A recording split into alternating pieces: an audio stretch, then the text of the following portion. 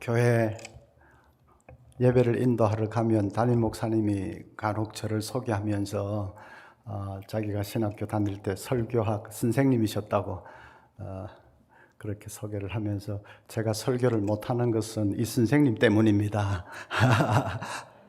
나도 전 목사님도 그런 소리 하지 싶었는데 그때부터 착했는데 지금까지 착해요.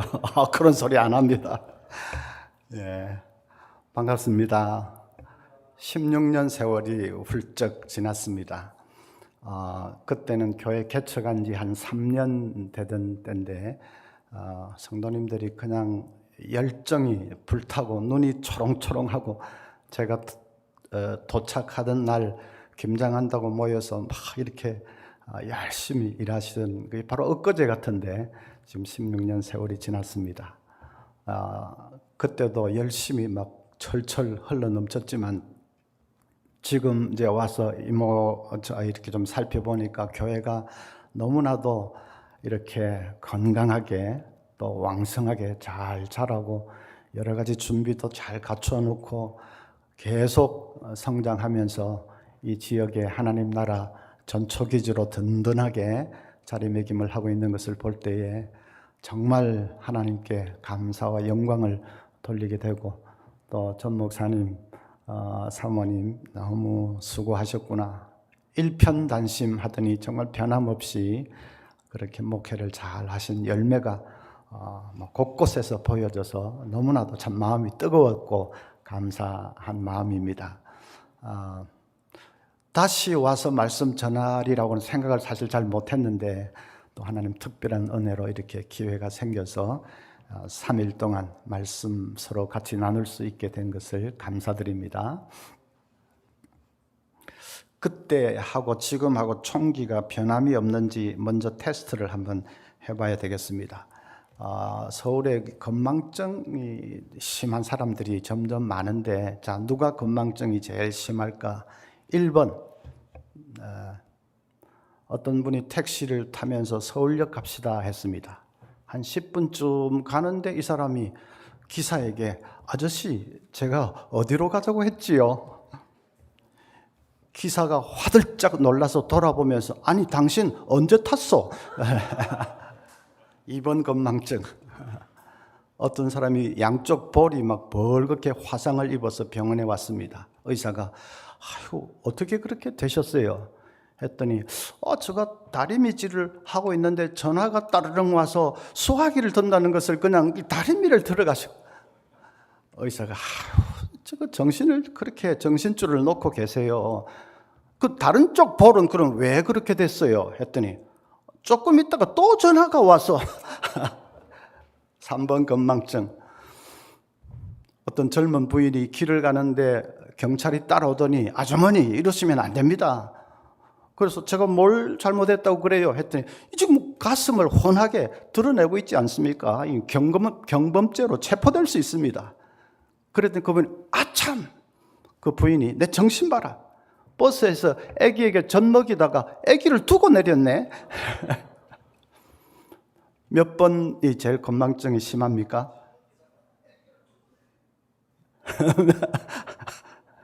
3번. 예. 역시 초롱초롱 하시네요. 자, 시작하면서 왜 이런 얘기를 하느냐? 까먹었습니다. 3일 동안 우리 집중도 잘 하실 것 같고, 반응도 잘 하실 것 같고, 제자들께 본래 잘 하시지요. 3일 동안 우리 집중해서 하나님 주시는 은혜를 나눌 수 있기를 바라겠습니다. 자, 이 읽은 말씀은 예수님이 기도에 관해서 비유로 들어서 말씀을 하신 것입니다. 어떤 사람에게 한밤중에 손님이 찾아왔습니다. 뭔가 대접을 좀 해야겠는데 마침 집에 아무 준비된 것이 없습니다. 그래서 할 수 없이 옆에 있는 친구 집에 음식을 좀 얻으러 가서 문을 두드렸습니다. 그런데 한밤중인지라 아무리 두드려도 기척이 없습니다. 그래도 이 사람은 포기하지 않고 계속 더 끈질기게 두들겼습니다. 그러니까 안에서 인기척이 나면서 누구요? 했겠죠. 그러면서 이제 친구가 나왔습니다. 그래서 이 음식을 얻어갔다. 친구 관계라는 것으로는 한밤중인데 아무리 문을 두드려도 어림도 없는 일이죠. 그런데 음식을 챙겨준 것은 친구이기 때문이 아니라 워낙 끈질기게 두들기니까 잠을 못 잘 것 같으니까 할 수 없어서 일어나서 챙겨주었다 하는 것을 예수님이 비유 스토리로 말씀을 하시면서 주님께서 결론을 이렇게 지으십니다. 내가 너희에게 이르노니 구하라 그러면 너희에게 주실 것이요 찾으라 그러면 찾을 것이요 문을 두드리라 그러면 너희에게 열릴 것이니라.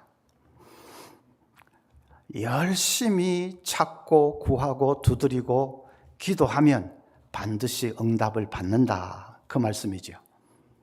오늘은 그 주님의 말씀을 통해서 배울 수 있는 이 기도의 특징에 대해서 같이 좀 생각을 해보려고 합니다. 첫째는 기도는 간청하는 것입니다. 음식을 구하러 친구 집에 가서 문을 두드리는 사람이 어떻게 두드렸을까요? 한밤중이니까 이 실례가 안 되게 부드럽게 여보게 조금 일어나 보게 이렇게 했을까요? 아니지요. 택도 없지요. 문을 쾅쾅쾅쾅 두드리면서 여보게 좀 일어나 보게, 아이 제발 좀 일어나 보라니까 고함을 질렀을 것입니다. 왜 그 늦은 밤에 사람이 이 에티켓도 없이 무리하게 왜 그렇게 합니까?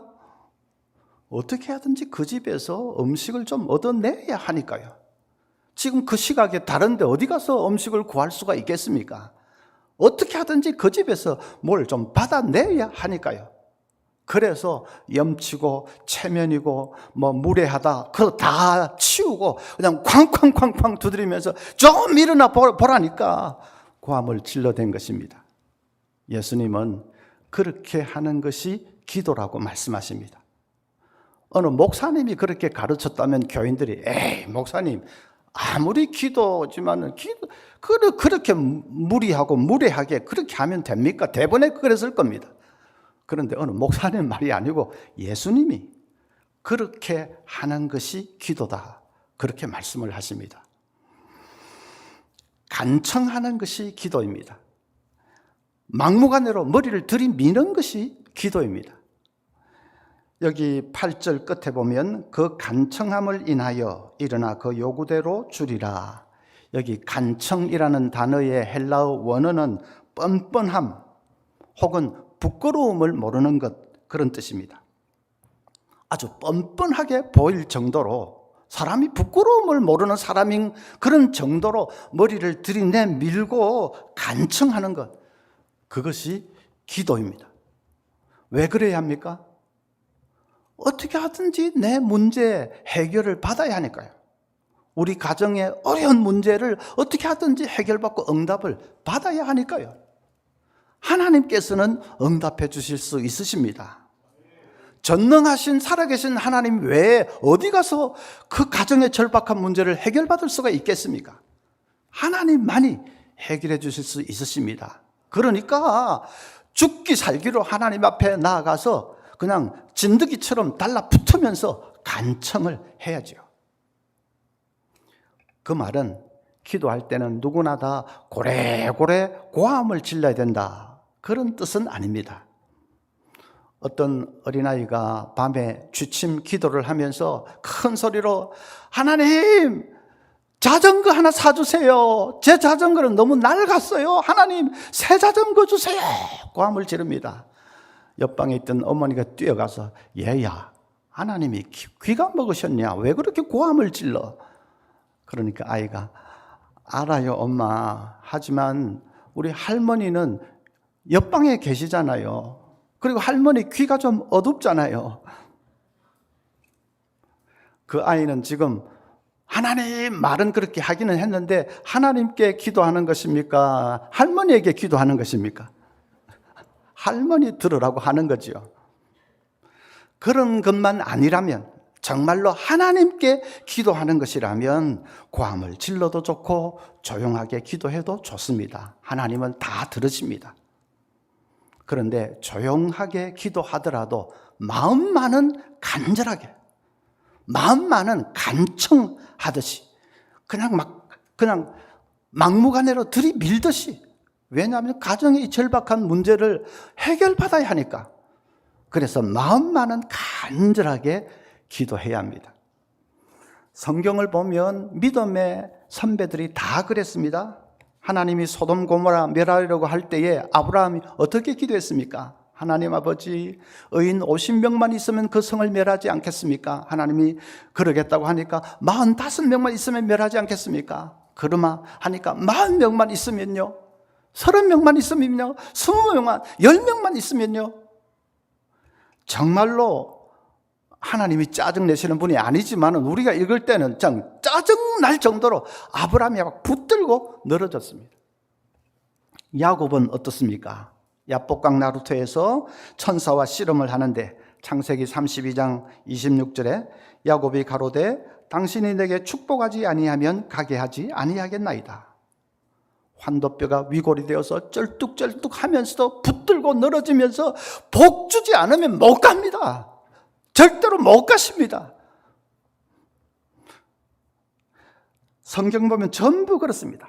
믿음의 조상들은 하나님을 끈질기게 붙들고 늘어지고 간구하고 간청하고, 그래도 안 되면 하나님과 설전을 벌이기까지 했습니다. 아브라함 헤첼이라는 유대인 학자가 이렇게 말했습니다.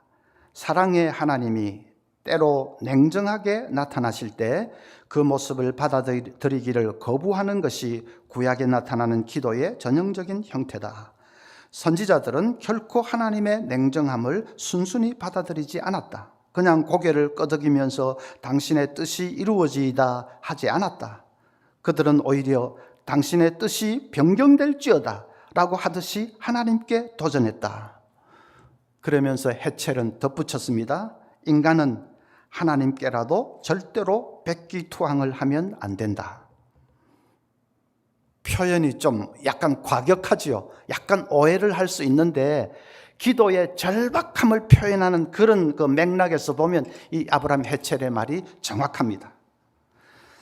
우리 신앙의 선배들, 성경에 나타나는 그 신앙의 인물들은 한 번, 두 번 매달려 보다가 안 되면 그냥 할 수 없지 뭐 하고 포기하고 돌아서는 그런 것이 아니었습니다. 그냥 끈질기게 붙들고 늘어졌습니다. 그렇게 보면 우리 기도는 좀 너무 얌전한 것 아닌가. 인권 운동을 했던 수전 트루스는 한창 경제적으로 어려울 때에 이렇게 기도했다고 합니다. 오 하나님, 당신은 제가 돈이 없다는 것을 아십니다. 당신은 어떤 방법으로든지 저에게 돈을 주실 수 있습니다. 지금 꼭 그렇게 해주세요. 당신이 그렇게 하실 때까지 저는 당신을 조금도 쉬지 못하게 할 거예요. 하나님. 그것이 기도입니다. 하나님이 들어주실 때까지 조금도 쉬지 못하게 하는 것, 계속 징징대면서 시끄럽게 구는 것, 계속 붙들고 늘어지는 것, 그것이 성경이 말하는 기도입니다.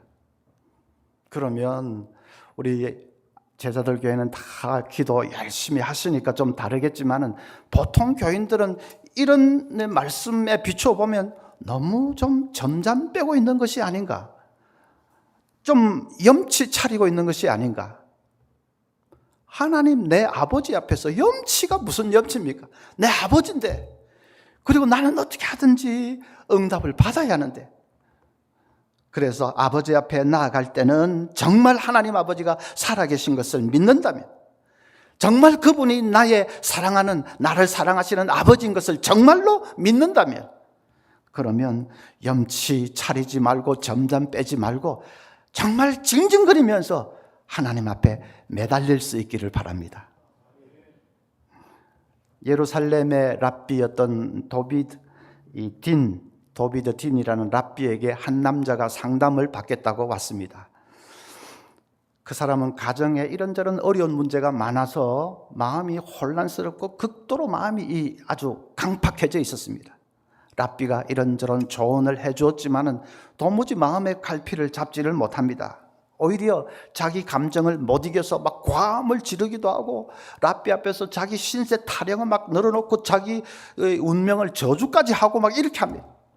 4시간을 그렇게 떠듭니다. 랍비가 마침내 한마디를 했습니다. 그렇게 화가 나면 하나님께 직접 쏟아 놓으시지요. 그랬더니 그 남자가 움찔하면서 깜짝 놀라는 눈치입니다. 잠깐 시간이 흐른 후에 남자가 랍비를 바라보면서 이렇게 말합니다. 내 인생이 원망스러울 때마다 늘 성직자들을 찾아서 분통을 터뜨리곤 했습니다. 하나님께 직접 쏟아낼 수 있다는 생각은 전혀 못했습니다. 랍비가 그렇지 않다고 하면서 자리에서 일어서면서 나를 따라오라고 했습니다. 그리고는 예루살렘의 그 유명한 통곡의 벽으로 데리고 갔습니다. 사람들을 피해서 좀 한쪽 구석에 외진 곳에 그 남자를 데리고 갔습니다. 그리고는 하나님께 화를 내든지 원망을 하든지 마음대로 쏟아놓으라고 했습니다. 그 남자는 벽을 두드리면서 그냥 과음을 쳐가면서 1시간이 넘게 마음에 응어리지 있는 것들을 막 1시간을 넘게 토해내었습니다. 한번 터진 눈물은 엉엉하는 통곡으로 변했습니다. 얼마나 시간이 흘렀을까? 차츰차츰 울음은 흐느낌으로 변했고 흐느낌은 결국은 기도가 되었습니다. 랍비 도비드 D는 기도를 그렇게 가르쳤습니다. 이제 우리 교회 뭐 응답이 많지만은 이제 가장 좀 최근에 또 응답받은 그 말씀을 드리면 어떤 집사님은 안수 집사님인데 은행에 그게 본부장인가 하여튼 아주 높은 직위에 있었는데 이제 퇴직을 했습니다. 이제 백수가 되느냐 했더니 워낙 그 전문직이고 높은 직이니까 큰 조선계통 엔진을 만드는 회사에서 사장으로 이제 그를 스카우트를 했습니다. 그런데 그 회사가 파산 신청을 뭐 할까 말까 하는 정도로 아주 큰 회사인데도 어려움을 당하고 있는데 이제 당신이 와서 좀 회사를 살려내라. 그것이었습니다. 그래서 한 1년, 2년 하면서 아주 눈에 띄게 좋아졌는데 그냥 큰 사건이 터졌습니다. 무슨 그 엔진 성능을 테스트하는 시험 테스트한 그 결과를 밑에 사람들이 조작을 한 것입니다. 알고 보니 그게 처음이 아니고 몇 번이나 그런 일이 있었고 그런 식으로 회사를 운영하니까 안 되는 거죠. 어쨌든 그게 이제 들통이 난 거죠. 그런데 모든 데 사장 도장은 다 찍혀 있고 하니까 우리 교회 그 집사님이 완전히 다 뒤집었어요. 밑에 있는 사람들은 이제 그 사정 어떻게 보면 낙하산으로 떨어져 온 거니까 자기들끼리 딱 이 진영을 짜가지고 모든 걸 사장에게 다 뒤집어 씌운 겁니다. 그런데 뭐 사장 도장도 있고 하니까 빠져나갈 틈이 없게 됐어요. 그래서 검사에게서 징역 7년을 구형을 받았습니다. 그리고 구치소에 있는데 집사님이 뭐 평소에도 신앙생활 잘하는 참 좋은 분이지만은 이제 그 위기 앞에서 얼마나 간절히 기도했는지요. 정말로 막 징징대면서 그렇게 하듯이 간증하면서 기도를 했습니다. 그러는데 마음의 은혜가 임하고 마치 요셉이 누명 쓰고 감옥에 갔듯이 내가 이 감옥에 온 것도 하나님의 또 다른 뭐가 뜻이 있을지 모른다. 내가 할 수 있는 일을 찾아보자. 그래서 같이 구치소에 갇혀 있는 죄수들에게 전도하기 시작하는데 이분이 서울 상대 정도 나왔습니다. 머리도 좋지요. 뭐 신앙의 훈련도 탄탄하게 되어 있지 않으니까 딱 자기가 하겠다고 마음먹으니까 성경을 얼마나 잘 가르치는지. 근데 평소에 그것을 위해서 기도하던 그 구치소에 이제 직원, 공무원 한 사람이 있었습니다. 그분하고 의기투합해서 둘이가 막 얼마나 열심히 전도하는지. 나중에 집사님이 정말로 이 일을 위해서 하나님 나를 이제 보내신 것 같아. 내가 그냥 여기 그대로 그냥 그 형이 확정돼서 여기 있어도 좋겠다 할 정도로 정말 전도하면서 감사가 넘치게 됐는데 그러나 또 이 정의는 밝혀져야 되니까 기도하고 저도 뭐 사랑하는 집사님 그러니까 기도 열심히 했고 또 부인 집사님 말할 것도 없고 다락방 식구들 아는 교인들은 전부 기도를 했습니다. 하루는 이제 그 재판 날인데 1심인데 제가 야외 밖에 나와 있는데 전화가 따르릉 오는데 뭔가 예감이 탁 왔습니다. 그래서 전화를 딱 받았더니 집사님이 목사님 무죄가 났습니다.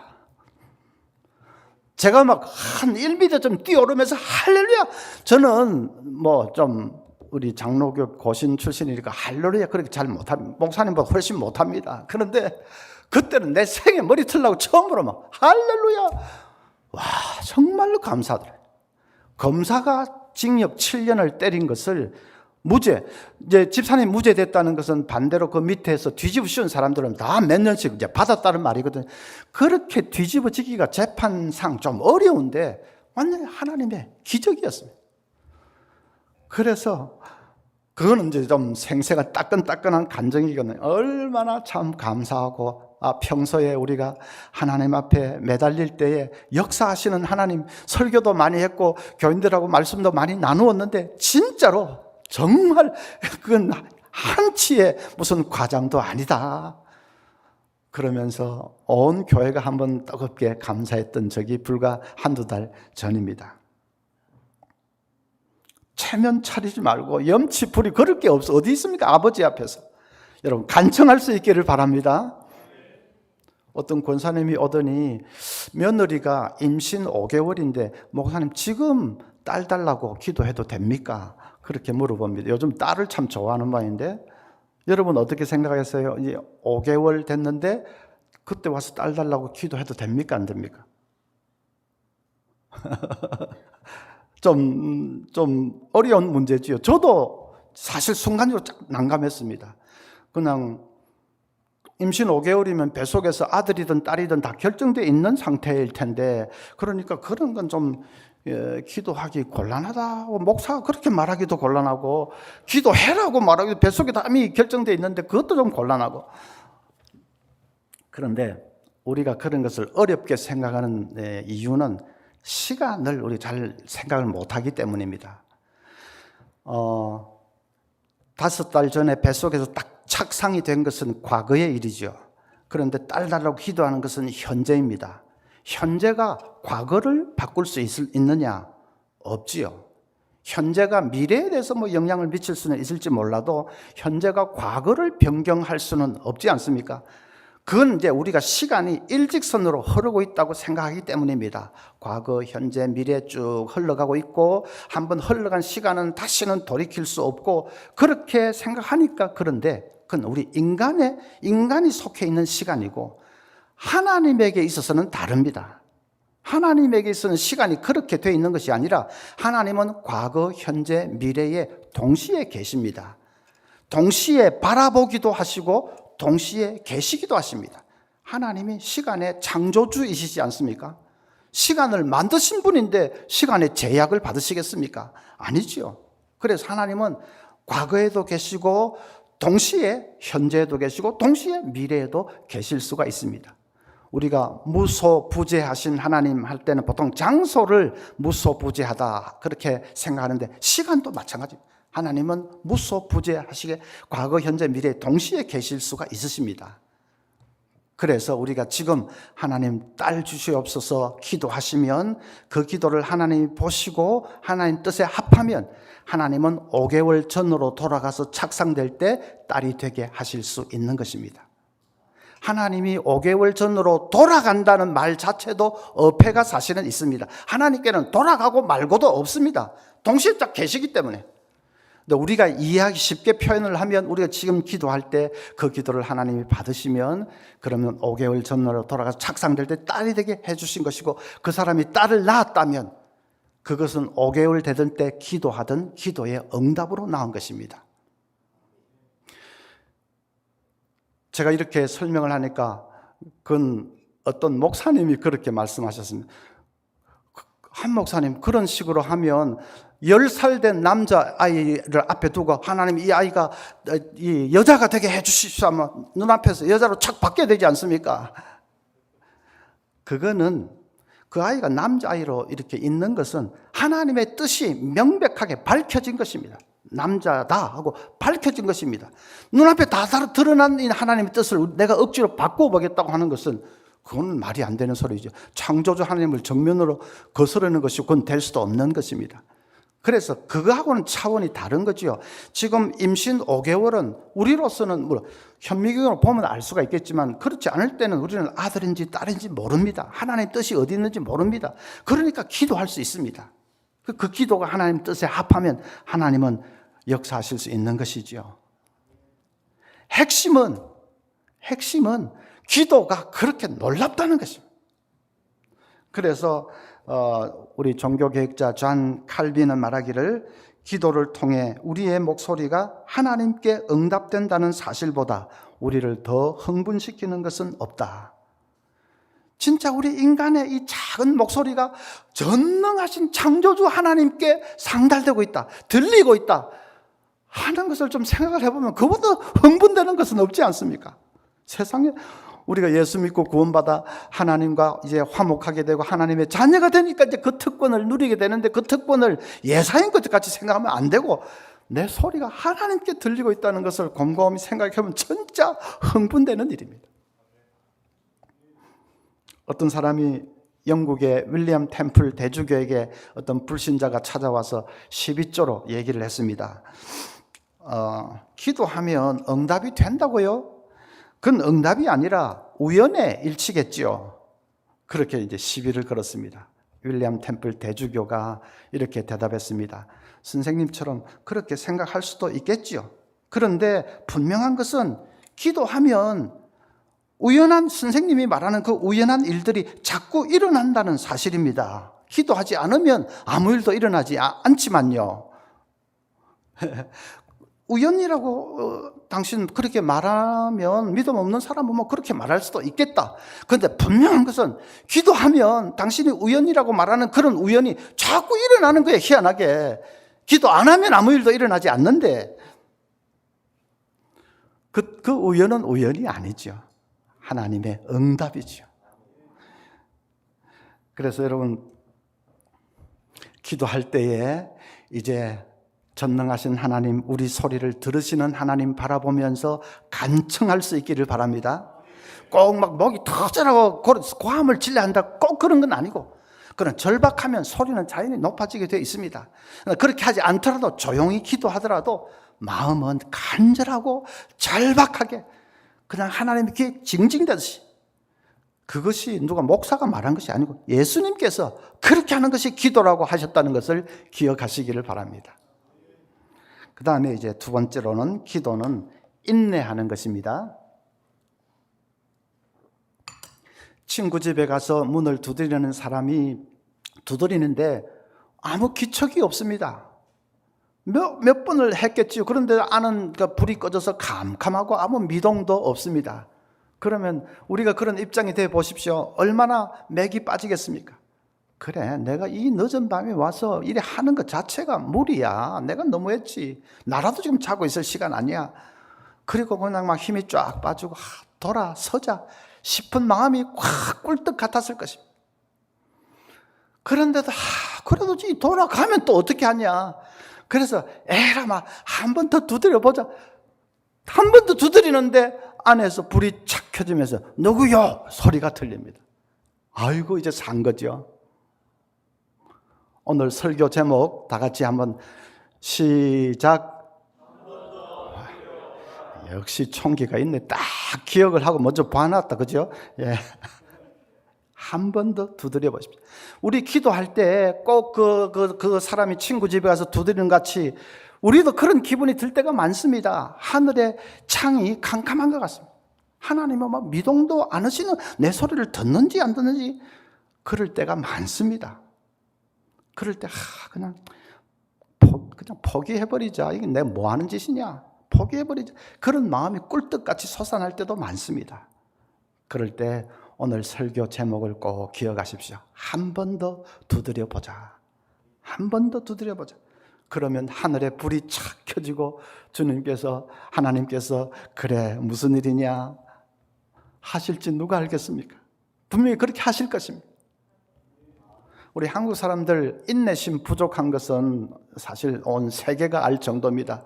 동남아에 여행을 가보십시오. 딱 한국 사람인 걸 알고는 장사꾼들이 빨리빨리 하고 흉내내고 놀리고 그럽니다. 우리가 정말 빨리빨리 해서 한강의 기적을 일궈낸 것을 모르고 지금 그냥 서두르는 그것만 보고 약간 놀린다고 하는데 빨리빨리가 필요할 때도 많지요. 그런데 기도에 있어서는 무조건 빨리빨리 그게 좋은 것은 아닙니다. 어떤 사람이 이렇게 기도를 했습니다. 하나님, 제가 인내심이 부족합니다. 저에게 인내심을 주시옵소서. 지금 당장 주시옵소서. 인내심 달라고 하면서 지금 당장 안 주면 뭐라도 할 듯이. 아마 이런 의문이 드는 분도 계실 겁니다. 왜 하나님이 빨리 좀 응답해 주시면 어디가 덧나나? 왜 자꾸 미루시고 우리한테는 인내라고 하시고 왜 그러실까? 조금 불만이 생기는 것도 있을 수가 있습니다. 그런데 다니엘 10장을 보면 다니엘이 큰 전쟁에 대한 환상을 보았습니다. 너무 선명해서 이게 도대체 무슨 뜻인지 의미를 알게 해달라고 기도를 했는데 3주나 기도를 해도 아무런 하나님 쪽에서 응답이 없습니다. 다니엘이 너무 마음이 답답해졌는데 3주 지났는데 온몸에서 빛이 나는 천사가 나타났습니다. 그리고는 하는 말이 자신이 다니엘의 기도를 듣고 이제 물론 하나님 시키신 거죠. 그래서 응답하기 위해서 출발을 했는데 도중에 바사국 왕이 나타나서 막았다. 그때 그 바사국 왕은 이제 사탄의 세력을 가리킵니다. 그래서 그 싸우다 하는데 싸우면서 시간이 지체되는데 마침내 이제 천사장 미가엘이 와서 도와주어서 물리치고 이제 오게 되었다고 설명을 하면서 그 전쟁의 의미를 다니엘이 기도했던 그것을 이제 답을 주는 거죠. 그런데 다니엘은 그 답을 주는 설명이 귀에 들려오는 것이 아니라 천사가 앞에 했던 그 말 때문에 충격을 받았습니다. 자기는 좀 무심코는 아니지만 그래도 자기는 그냥 한번 그렇게 기도했는데 그게 바로 하나님이 들으시고 바로 천사를 보내셨다는. 그런데 이제 오다가 다니엘이 자기가 알지 못하는 일이 벌어져서 늦어졌다는 그걸 생각하면서 다니엘이 충격을 받았습니다. 나는 그냥 무심코 기도를 해도 하나님은 그걸 응답해 주시기 위해서 내가 알지 못하는 많은 일들을 다루고 계시는구나 하는 것을 깨달았습니다. 나 기도에 응답해 주기 위해서 천상에서 우리가 알지 못하는 여러 가지 복잡한 일들이 벌어지고 있는 것이구나. 그것을 해결을 하고 계시는 것이구나 하는 것을 깨달았습니다. 그게 무슨 말인가 하면 우리가 기도하면 하나님 바로 들으십니다. 바로 들으십니다. 그런데 그 기도를 응답해 주려고 하면 하나님 편에서 딱 보실 때 여러 가지로 해결해야 될 문제들이 많습니다. 다른 사람, 그 관계된 사람 좀 변화시켜야 할 그런 부분도 있을 수 있고, 또 다른 일 막혀 있는 것을 또 뚫어야 하는 그런 일도 있고, 거기 약간 시간 걸릴 수도 있고, 이 세상 일들이 한순간에 화삭 무슨 화면 바뀌듯이 그렇게 될 수 없는 거 아닙니까? 하나님께서 이걸 다루시고 이걸 다루시고 환경을 조정하시고 하면서 그 중간에는 그 핵심에는 내가 기도한 그거 응답하시기 위해서 관계된 사람을 변경시키고 일들을 좀 다루시고 바꾸시고 여러 가지로 하나님께서 교통정리 하실 것은 하시고 정지작업 하실 것은 하시고 그것이 이제 시간이 걸리는 것이죠. 그래서 하나님은 바로 지금 일하시고 계신데 우리는 그것도 알지 못하고 다니엘처럼 알지 못하고 왜 이렇게 내 기도한 그거 빨리 눈앞에 나타나지 않는다고 그것만 가지고 왜 늦게 하십니까? 이제 불평을 하는 거죠. 그래서 하나님은 이미 들으셨고 일하고 계신다 하는 것을 우리가 생각을 해야 됩니다. 요한계시록을 보면 기도를 향이라고 표현을 했습니다. 참 멋진 문학적이기도 하고 멋진 표현이죠. 조금만 깊이 생각해 보면 좀 다르게 해석을 할 수 있습니다. 향기는 능력은 없습니다. 잠시 기분은 좋게 할지 모르지만은 그게 무슨 능력은 없습니다. 냄새일 뿐입니다. 방 안에 향기가 가득하다고 해서 병이 났습니까? 방 안에 향기가 가득하다고 해서 깨어진 부부 관계가 회복이 됩니까? 꽉 막혀 있는 일이 그냥 뚫리는 그런 역사가 나타납니까? 아닙니다. 냄새는 공중을 좀 떠돌다가 그냥 사라질 뿐입니다. 그래서 그렇게 생각해 보면 기도를 향기라고 한 것은 오히려 기도하면 마음에 조금 위안은 되지만은 그런 진짜로 무슨 일은 일어나지 않는 그냥 그런 기도의 한계를 말하는 것이 아닌가 조금 깊이 생각해 보면 그런 의심이 듭니다. 그런데 그 다음 구절을 보면 놀라운 말씀이 나오는데 요한계시록 8장 4절에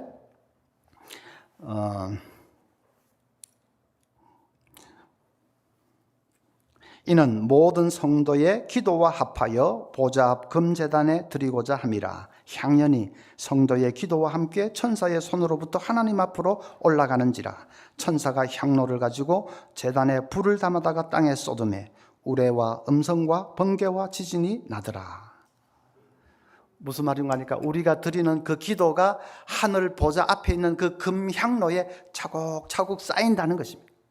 그래서 그 향로 아귀까지 가득 차면 천사가 제단에서 취한 불을 가지고 그 붙여서 땅에 쏟으니까 천둥과 번개와 뇌성과 지진이 나더라.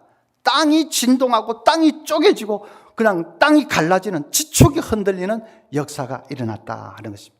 마치 다이너마이트에 불을 붙여서 확 던지면 그냥 콱 하고 폭발하듯이 향기, 그 아귀까지 가득 찬 그 향기에 불을 붙여서 땅에 쏟으니까 우레와 지진과 그냥 번개가 지축을 가르고 쪼개면서 땅이 흔들렸다.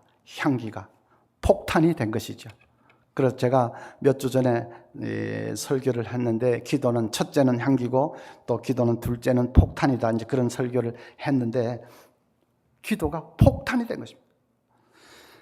우리도 기도할 때에 이제 그 향로 끝까지 차곡차곡 쌓이는 시간이 필요합니다. 하나님이 역사하시는 시간이기도 하고 한데 쌓이는 시간이 필요합니다. 가득 쌓이면 이제 하나님의 응답이 나타납니다. 갑자기 그냥 별 능력은 없이 기분만 잠시 좋게 해주는 것 같았던 향기가 폭탄으로 돌변해서, 그래서 귀신이 소리를 지르고 쫓겨나가고 병자가 벌떡 일어난 역사가 나타나고 꽉 막혀있던 사업이 확 뚫리고, 그 다음에 이 부부관계가 그냥 믿을 수 없을 정도로 이렇게 해결이 되고 하는 역사가 일어나는 것입니다. 지푸라기 하나로 코끼리 등뼈를 부러뜨릴 수 있다 하면 여러분 믿으시겠습니까? 그런데 그럴 수 있습니다. 코끼리 위에 짚을 하나 얹고 둘 얹고 셋 얹고 계속 얹으면 아무리 거대한 코끼리라도 계속 지푸라기 말고 조그만 거지만 계속 얹으면 어느 시점에 가면 코끼리도 감당할 수 없는 시점이 옵니다.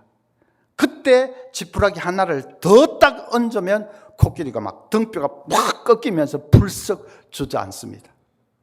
상상해보면 그렇지 않겠습니까?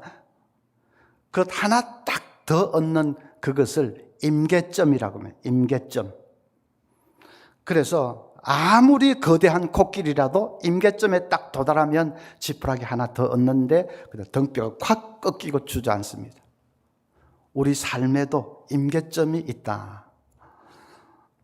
해리포터를 쓴 사람 조앤 롤링인데 그 책을 써서 영국 여왕보다도 더 부자가 됐습니다. 그런데 그 해리포터는 처음에 출간할 때에 모두 12군데 출판사에서 거절을 당했습니다. 그럴 수밖에 없는 게 어떤 아줌마, 무명의 아줌마가 자기 작가라고 하면서 뭐 써왔다고 하면서 아이를 카트에 태우고 유모차에 태우고 끌고 와서 이 좀 내주십시오 하는데 어느 출판사가 그걸 받아주겠습니까? 다 노 해가 12군데에서 다 거절을 당했습니다. 13번째 찾아갔는데 거기서 사장이 뭘 받는지 오케이 해가지고 출판을 했는데 대박이 터진 것이죠. 12번째가 임계점이었습니다. 우리 같으면 12번 계속 안 됩니다 하면 정말 내가 참 낚아진 게 뭐를 하겠다고 안 되는 거야 하고 포기하지 않겠습니까? 근데 조앤 롤링 믿음으로 했는지 어떻게 했는지 하여튼 간에 포기하지 않고 12번째 임계점인데 그 임계점에는 물론 모르지요. 근데 13번째 딱 가니까 그 임계점에서 대박이 터졌습니다. 만약에 조앤 롤링이 12번째 포기했다면 오늘날 아이들이 열광하는 해리포터는 세상에 없는 것입니다. 기도에도 임계점이 있습니다. 임계점이. 기도가 금향로에 가득 찰 시점이 있습니다. 그때까지 인내하면서 기도할 수 있기를 바랍니다. 우리가 인내한다는 것은 무작정 기다리는 것이 아닙니다. 응답이 될 수 있을지 없을지 막 애매한 가운데 무작정 기다리는 것이 아닙니다. 제가 말씀드렸죠. 하나님은 기도 시작할 때에 벌써 들으셨습니다. 그래서 하나님 뜻 안에서 그걸 이끌어 가시기로 하나님 작정하시고 하나님은 일을 벌써 시작하셨습니다.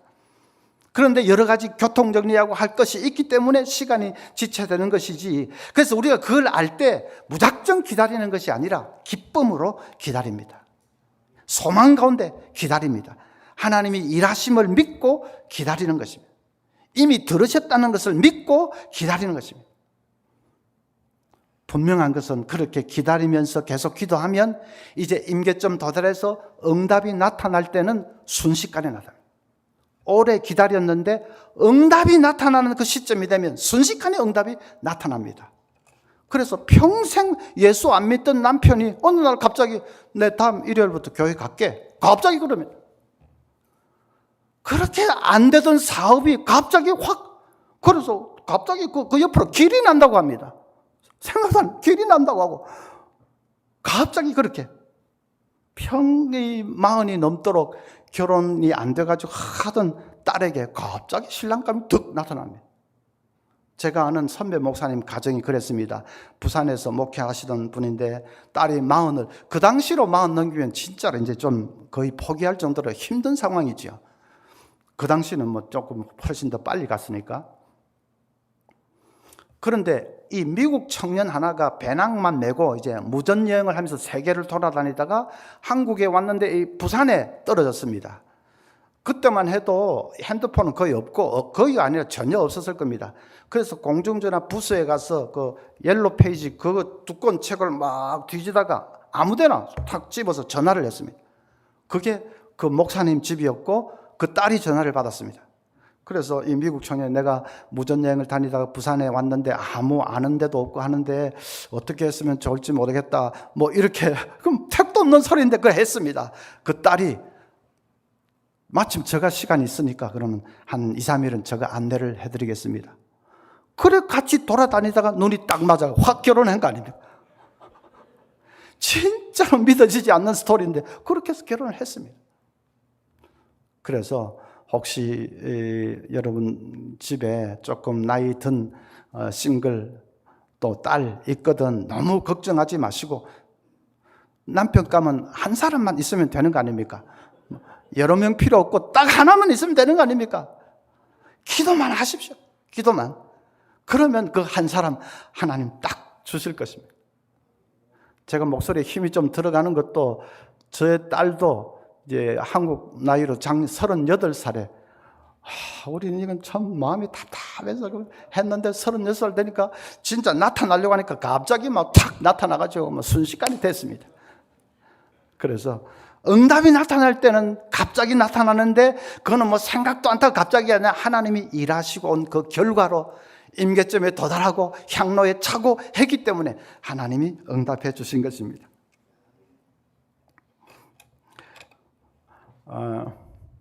어떤 젊은 부인이 밤에 잠만 자면 시커먼 손이 나타나서, 모습은 안 보이고 이 손만 딱 나타나서 머리채를 잡아 끌고 어디로 가자고 합니다. 그래서 자기는 막 끌려가면 죽을 줄 알고 막 발부동 치는데 밤에 잠만 들면 그러니까 잠을 잘 수도 없고 몸은 완전히 대꼬챙이처럼 돼가지고 이제 죽는다고 했어요. 그런데 어느 날 새벽에 어디서 종소리가 교회 새벽 종소리죠. 땡땡 울리는데 내가 저기 가야 살 수 있다 하는 마음이 딱 들더랍니다. 그래서 그때부터 새벽 기도에 나가기 시작했습니다. 한 달도 안 돼서 그 시꺼먼 손이 흔적도 없이 사라지고 병이 깨끗이 나았습니다. 그래서 열심히 예수를 믿게 됐죠. 그분이 바로 저희 어머니입니다. 그때 어머니를 부른 교회 종소리는 우리 고신측 교회 제1영도교회, 저 모교회는 제3영도교회인데 제1영도교회였습니다. 그때부터 어머니 신앙생활 이제 열심히 하시면서 뭐 생생한 체험이 있으니까 기도를 많이 하셨습니다.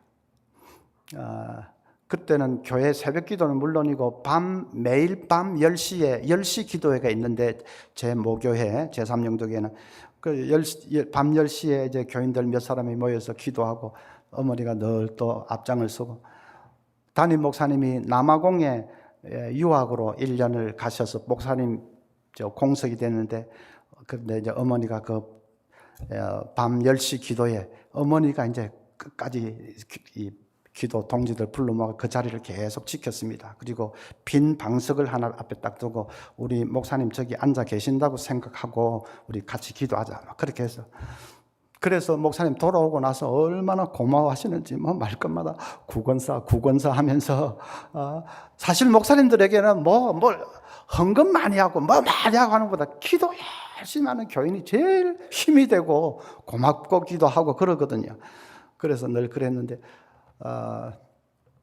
아버지가 좀 괜찮게 살았는데 귀가 굉장히 여리신 분이라서 약간 사기꾼 같은 친척 그 말 듣고 막 하다가 가진 거 다 털어놓고 이제 완전히 쫄딱 망했습니다.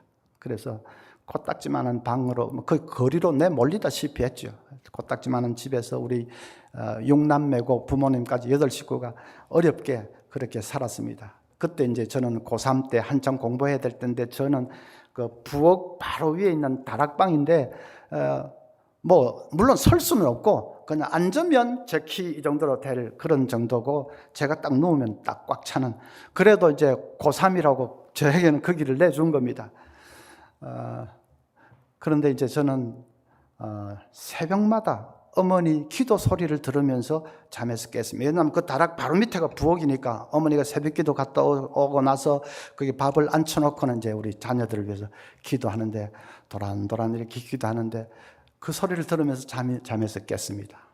어머니 잠결에 듣는 그 기도 소리가 얼마나 참 청아하게 들린다. 그를 꼭 뭐 하늘에서 들리는 그런 소리 같고 그래서 진짜 고3 저는 학원 한번 뭐 문턱도 못 갈 돈이 있어야죠.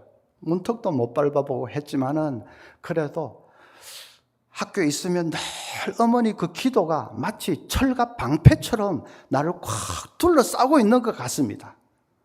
마음이 너무 든든하고 그냥 그래서 조금 더 주눅들지 않고 공부 뭐 해서 결국은 하나님 은혜로 S대까지 갔지 않습니까?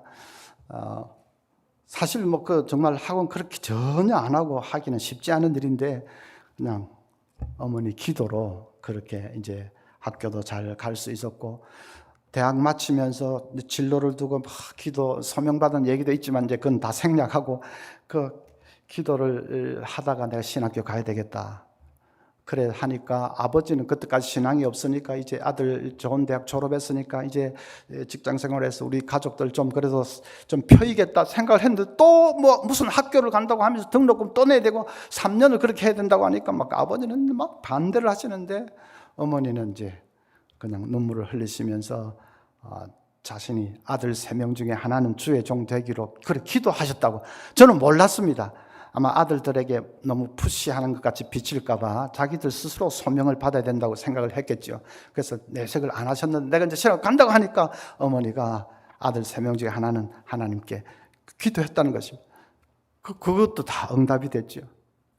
이제 신학교 3년 마치 신학교 이제 들어갔는데 제가 일반 대학을 나왔으니까 뭐 이 신학 공부를 어떻게 해야 되는지 뭐 공부는 많은데 뭐 벙벙한데 또 뭐 계속 교회 일은 또 전도사인데도 모든 걸 거의 다 하다시피 하니까 막 밀리죠 하니까 그때는 너무 벅찼습니다.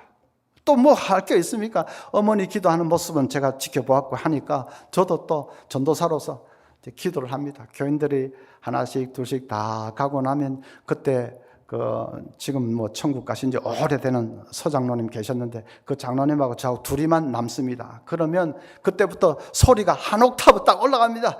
주여! 한 옥타브 올라가서 막 눈물도 많이 흘리고 그 마룻바닥에 정말 눈물로 많이 이렇게 얼룩지게 했고 하나님께 워낙 뭐 할 거는 많은데 어떻게 해야 되는지 가르쳐 주는 사람도 없고 그러니까 그냥 그렇게 했는데 이제 서울에 있는 교회 강도사 2년을 하게 하시면서 그때 뭐 웬만하면 또 조금 미국 유학이라도 해서 준비를 하면 더 잘 사역을 할 수 있을 것 같아서 준비해서 거의 뭐 I-20까지 나올 정도 다 됐는데도 이상하게 그때는 비자가 잘 안 나왔습니다. 신학생들의. 하여튼 저도 길이 안 열려가지고 답답했지만은 그래도 또 하는 게 다 맡기고 기도하면서 하는 거니까 다 맡기고 근데 이제 다시 부산에 조그만 교회에서 불러서 진짜 작은 교회였습니다. 그때는. 그래서 뭐 남들은 좀 그럴듯한 대학 나왔다 하면 제 친구들 중에서도 뭐 계속 공부를 해서 교수도 되고 하는데 뭐 저는 그거 다 이제 내려놓고 하나님 인도하신 대로 하면서 조그마한 교회에서 막 씨름을 이래 했습니다. 담임 목회 한 3, 4년 하고 나니까 이제 유학길이 딱 열렸는데 그때서 제가 하나님 기도의 응답이고 인도하심이었다는 걸 알게 됐습니다. 왜냐하면 강도사 때 갔으면 그때 교회사 전공하고 총각인데 그래가지고 저 혼자 덜렁덜렁 미국 가가지고 뭐 결혼은 뭐 어떻게 이상한 여자 하나 걸리면 어떻게 합니까? 또 그러고 또 뭐 교회사 저한테 잘 맞지도 않는 거죠. 그런데 이제 담임 목회 하다가 그러니까 결혼도 했지요. 봤죠. 달덩이 같은 마누라도 얻었지요. 또 그러니까 뭐 공부하러 가서 하나도 외롭지도 않지요. 교회에서 서포트 해주니까 저는 경제적으로 유학할 때 크게 어렵지는 않았습니다. 그래서 안정적으로 또 전공도 설교학, 예배학을 내 적성에 진짜 맞는 전공을 그때부터 하게 되었고 그 지나놓고 보니까 야, 모든 게 어머니 기도와 또 부족했지만은 나의 기도를 하나님이 다 듣고 보고 계시고 그래서 나보다도 나를 더 잘하시는 하나님께서 어떨 때는 딱 막으시고 어떨 때는 길을 딱 트셔가지고 인도하시고 제가 교수로 12년 있고 이제 신학대학원 원장 있을 때 학교에 어려운 문제가 있었습니다. 그래서 그걸 학교를 바로 세워야 된다고 하는데 그게 막 교단 정치와 이래 휘말리면서 굉장히 뭐 제가 참 억울하게 원장직도 내려놓고 그때는 너무너무 마음이 아팠습니다. 제가 그렇게 나쁜 사람은 아닌데 이런 일이 있으리라고는 생각을 못했습니다.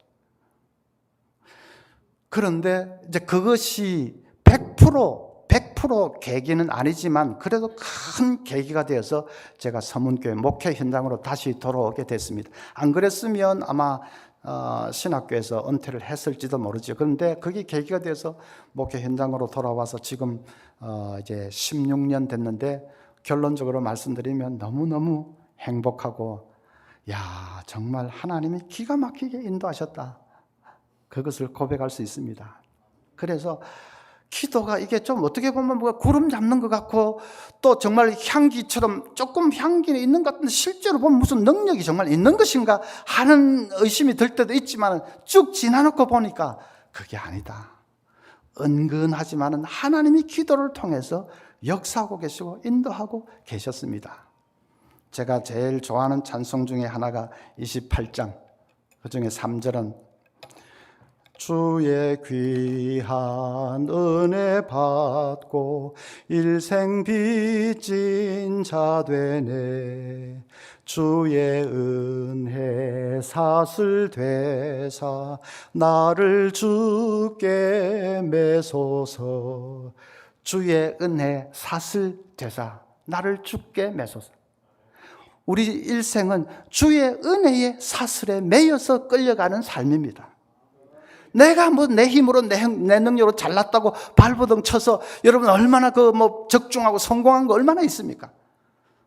인생은 다 어리석고 망할 구덩이인 줄도 알지도 못하고 기어 들어가기도 하고 그렇지만은 제가 기도하면서 하나님만 바라보고 나아갈 때에 하나님의 은혜가 사슬이 되어서 우리를 잡아 끌고 인도해 주시는 것입니다. 자, 그러면 이제 여러분이 좀 정말 기도를 좀 해야 되겠다. 기도가 중요하다. 그런 생각은 대부분 하실 줄 압니다. 그렇죠? 예. 그런데 중요한 것이 있습니다. 그런 생각만으로는 기도를 좀 해야 되겠다는 생각만으로는 안 됩니다. 다음에 가정에 어려운 위기가 부딪혔을 때 막상 기도하려고 하면 기도가 잘 안 되는 분이 많을 겁니다.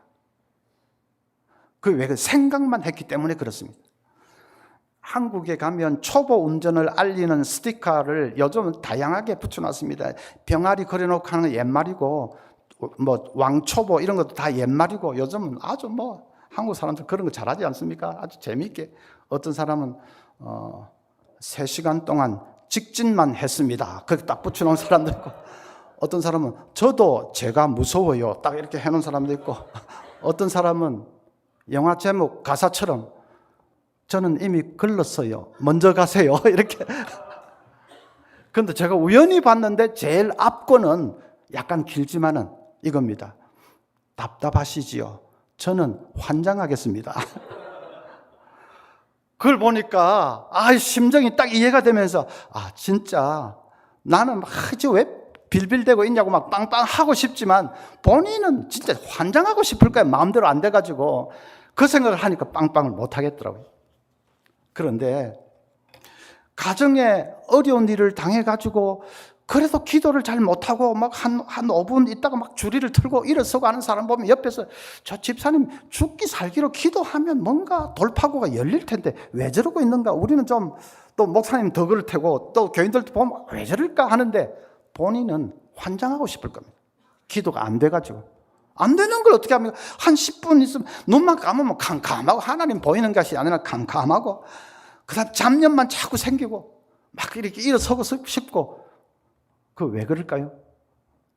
훈련이 안 돼서 그렇습니다. 훈련이 안 돼서. 기도하는 습관이 안 돼서 그렇습니다.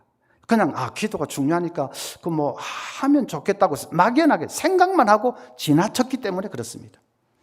그래서 이 습관이 되고 훈련이 되는 것이 중요합니다. 아주 옛날에 제가 대학 시절에 좀 어려워가지고 남의 집에 입주를 해서 가정교사를 했는데 한 번은 또 보는데 그 집에 고등학생을 가르쳤는데 그 누나가 또 대학생인데 그 누나가 저를 보는 눈초리가 심상치 않습니다. 아주 야릇한 게 그게 저한테 대해서 흑심을 품고 있는 거죠. 좀 비웃는 듯이 하는데 옛날에는 진짜 그래서 지금은 제가 그렇지만 옛날엔 잘 나갈 때가 있었다니까요. 그러더니 어느 날 토요일인데 태릉 배밭에 가서 자전거 타러 가지 않겠느냐. 드디어 이제 올 것이 온 거죠. 완전히 데이트 신청을 그리 하는 겁니다. 너무 좋은데 그런데 고민이 제가 자전거를 탈 줄 몰랐습니다. 탄 적이 있어야지. 그래서 이걸 어떻게 하나. 근데 자전거 탈 줄 모른다 말하는 건 죽어도 싫고 그런데 탈 줄은 모르는데 그러다 제가 그때는 무슨 똥배짱인지 그만 가자고 했습니다. 속으로는 자전거 내가 한 번도 안 타봤지만 그건 못 타겠냐. 넘어지려고 하면 더 빨리 확 저으면 되겠지 내가 운동신경이 없는 것도 아니고 되겠지. 그래서 가자고 했습니다.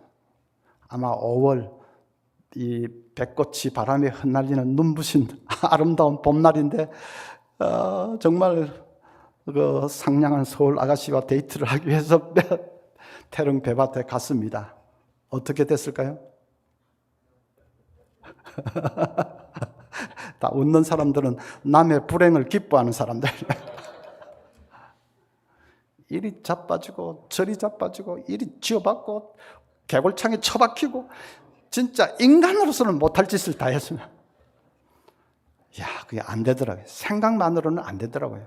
생각으로는 타고 그 여자 앞에서 타고 싶은 마음이 꿀떡 같지요. 그런데 그게 훈련이 안 돼 있으면 안 됩니다. 탈 줄 모르면 못 하는 겁니다. 기도도 마찬가지입니다. 이 훈련이 안 돼 있으면 가정에 다 위기를 당하면 지금은 내가 좀 이래도 힘든 일이 생기면 기도하지. 다 그렇지만 기도가 안 됩니다. 그래서 훈련이 중요하고 습관, 거룩한 습관이죠. 습관이 중요합니다. 의지보다도 습관이 훨씬 더 강력합니다. 의지야, 기도하고 싶은 의지야 충천하지요. 또 해야 되고 절박하니까. 그런데도 그게 의지로 안 됩니다. 습관이 훨씬 더 강합니다. 우리 그 습관은 이제 새벽 기도를 말하는 겁니다. 새벽 기도, 평소에 새벽 기도의 훈련과 습관이 들어있어야 됩니다. 우리 제자들 교회는 목사님이 누누이 강조하시는 그 새벽 기도 강조하시기 때문에 여러분들 대부분 다 하실 줄 압니다만은 혹시 이 자리에 한 명이라도 아직 새벽 기도 잘 못하시고 해도 좀 뜸뜸하고 이렇게 하시는 분이 있다면 내일 새벽부터 꼭 이제 나오시기를 바랍니다. 나는 큰 가정의 문제도 없는데 꼭 그래 해야 되냐? 그게 아닙니다. 지금 이 습관을 들여놓지 않으면 다음에 인생 평생 살면서 어려운 일 한 번도 닥치지 않는다. 그런 사람 누가 있겠습니까? 언젠가는 닥치게 될 때 그때 갑자기 하려고 하면 절대로 안 된다니까요. 그래서 거룩한 습관을 미리 들이는 것이 너무 중요합니다. 습관을 드리려고 새벽기도 하려고 할 때 두 가지 해결해야 될 문제가 있습니다. 뭘까요? 이제 센스 있는 우리 제자들 성도들 잘 아실 텐데, 자, 새벽기도 안 하던 사람이 하려고 하면 첫째로는 뭘 해야 될까요? 예, 저녁에 일찍 주무셔야 됩니다. 드라마 같은 거 다 보고 11시, 12시 돼서 주무시면 죽었다 깨도 새벽에 못 나옵니다. 그래서 정말로 새벽기도 할 마음이 있으면 한 10시나 빨리 주무셔야 됩니다. 그러면 처음에는 이 낮에 피곤하기도 하고 잘 안 될 건데, 그거는 전혀 걱정할 필요가 없고 체질이 바뀌고 있는 것이니까, 올빼미 체질에서 새벽형 체질로 바뀌는 거니까 그건 염려할 필요 없고, 일찍 자면서 감당을 하시고. 둘째는 뭘까요? 내가 꼭 이제 기도가 중요해, 또 목사님 말대로 습관 들이는 게 중요해 하려고 하면 꼭 마귀가 속삭이는 말이 하나 있습니다. 오늘 7월 7일이지. 그러니까 7월달 벌써 시작됐네. 8월부터 하자. 8월부터. 저 상반기 거의 지나갔구나. 좋아. 내년부터 1월 1일부터 산뜻하게 탁 하자. 틀림없이 그게 올 겁니다. 다음 주일부터, 다음 달부터, 내년부터. 거기에 넘어가시면 여러분 넘어가는 겁니다. 절대로 못합니다. 마귀 중에서 제일 강력한 마귀가 다음의 마귀. 그놈은 절대로 하지 말라고 안 합니다. 해야지 좋지. 그런데 이제 7월달 좀 벌써 지났잖아. 그러니까 8월달부터 거기에 많이 넘어갑니다. 그 10가지 재앙 중에 개구리 재앙이 있습니다. 개구리가 막 버글버글 끓으니까 냄새도 나고 불결하고, 그래서 바로가 손 바짝 들고 이스라엘 백성들을 가도 좋다 했습니다. 모세가 아주 득이양양해서 그러면 저 들끓는 개구리들은 언제 치워드릴까요? 했습니다. 바로가 뭐라고 했는지 아십니까? 언제 치워드릴까요? 했을 때 바로가 내일 했습니다. 성경 보면 그렇게 되어 있습니다. 그 바로가 이상한 사람 아니, 그렇게 막 냄새 악치고 나서 그 보내기 싫은 이스라엘 백성들 억지로 가라고 했는데, 그럼 이제 이왕 항복한 건데, 그럼 개구리 언제 치워주실까 하면 지금 당장 해야지요. 꼴도 보기 싫다. 지금 당장 해야지요. 근데 내일이 뭡니까? 하룻밤을 더 그 개구리들과 같이 있으려고 한 겁니까? 정말 이해가 잘 안 되는 것이 그 구절입니다. 미국의 어떤 유명한 목사님이 그 본문을 가지고 설교를 하면서 설교 제목을 이렇게 뽑았습니다.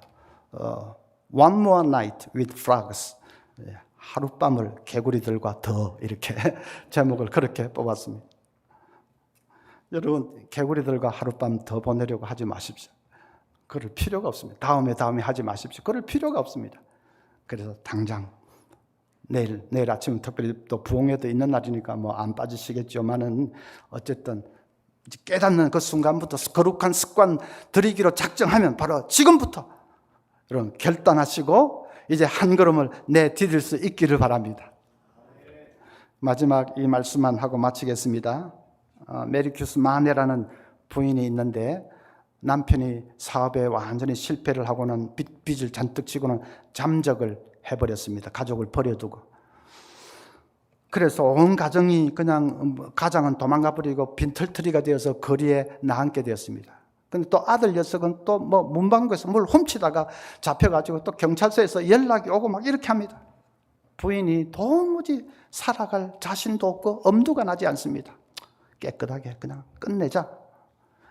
어린 아이들을 재우고 방에 이 연탄 가스인지 뭔지 가스를 틀었습니다. 이렇게 냄새가 퍼져나가면서 정신이 몽롱해졌습니다. 그런데 창문을 딱 닫아놓고 그렇게 했는데 이웃집에서 부르는 찬송 소리가 그 창문 틈으로 좀 가날프게 들려왔습니다.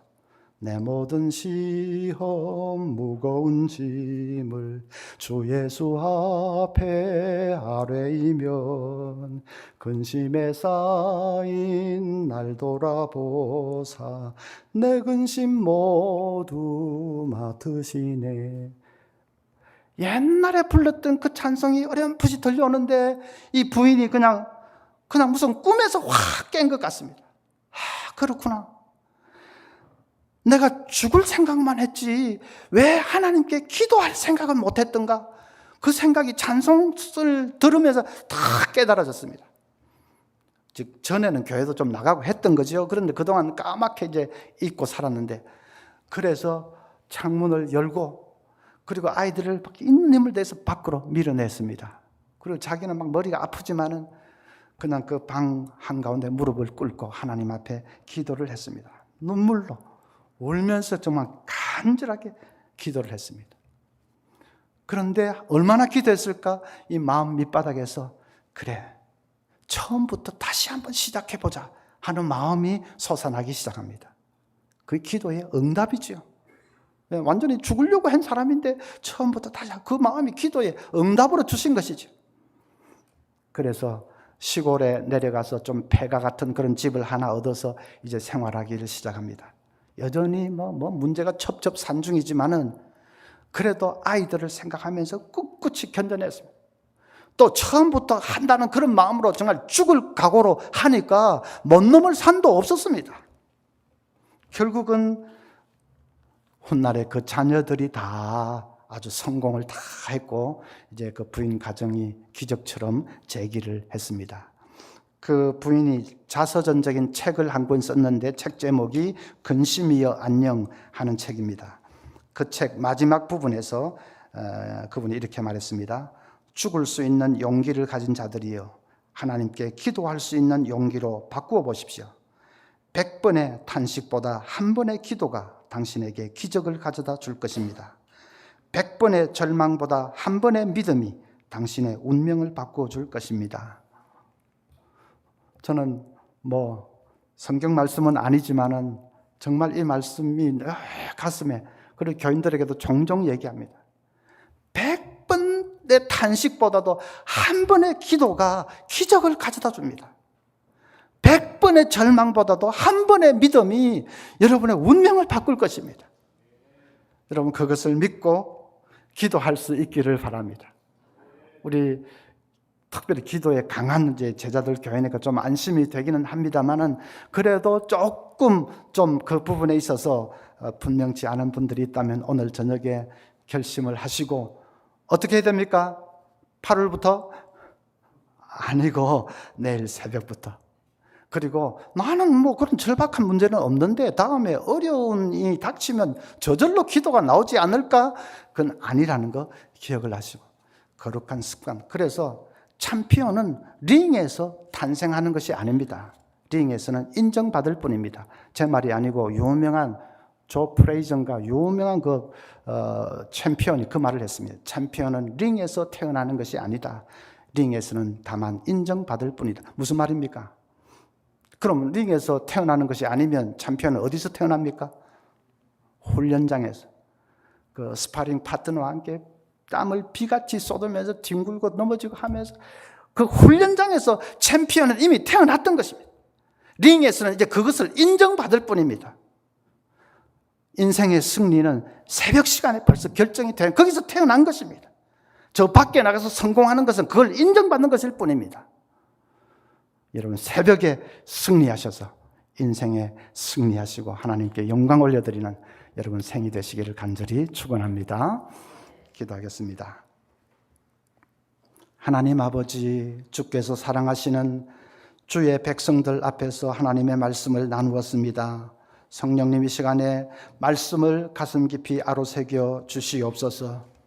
기도에 깨어있는 우리 성도들 되게 해 주시옵소서. 기도하되 간절히 간청하는 기도를 드리게 하시고 그리고 인내로 끝까지 기도해서 하나님의 은혜의 사슬에 매여 나아가는 우리 성도들 되게 해 주시옵소서. 하나님 아버지, 기도의 거룩한 습관이 분명히 들어서 그래서 새벽에 승리함으로 인생에 승리하는 우리 복받은 주의 백성들 다 되게 해 주시옵소서. 예수님의 이름으로 기도하옵나이다. 아멘.